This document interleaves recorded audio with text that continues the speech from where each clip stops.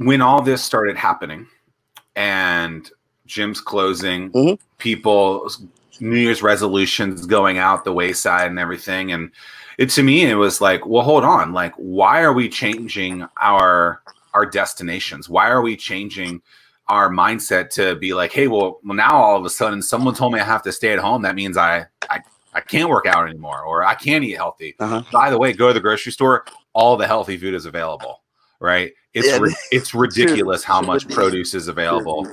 And if people are watching this and start eating all the produce, good for you. I'm happy that you're doing it, but save some for the three of us because we want it too, right? But it's like somewhere in their head, they're just like, okay, cool, I can pause this right now. And I think what you're saying is that's not the attitude to have. The attitude to have is like, hey, like you have to continue this good times, bad times. And how do you explain that to your customers that might not have that habit built into their mindset yet, where they got to start building it up?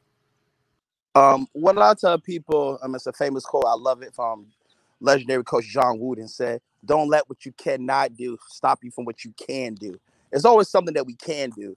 Just because somebody tell you can't do this, we tend to focus on that, and that's it. Like, man, what? That's it? I can't do nothing? No.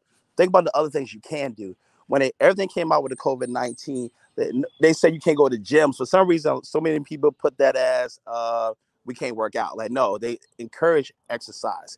It just means you just have to change your vehicle up a little bit. Just because you can't do it inside of the gym, don't mean you still cannot exercise. So then so many people just heard gyms close and they were like, but exercise is important. You still can exercise, just exercise outside for right now. And just kind of change your mindset of what you got to do. So what we've been doing, myself personally, I've been doing like a lot of training people at my house. We've been doing outdoor activities. I've been putting out DVDs to show people what they could do for in-home workouts with body weight exercises and so many other different things. And it's going so well. So that's what I've been doing to really push people and show that, hey, don't let what you cannot do stop you from what you can do.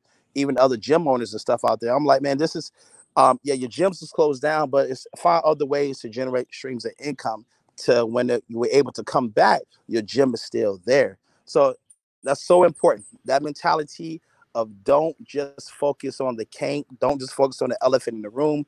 Find out what you can do during times when you can't do something and make it happen. Well, and I think a lot in the fitness world, a lot of people are trying to establish habits for people first, right? They all want the very specific routine to go through when they don't have the foundation set first. And I think the foundations are incredibly important for times like this, right? Like if your foundations are set in place, that means when something like this happens, it shouldn't slow you down. So how do you establish, and I love the parallels between, I think Tim does too, like the foundations between fitness and business, because they are so similar. So how does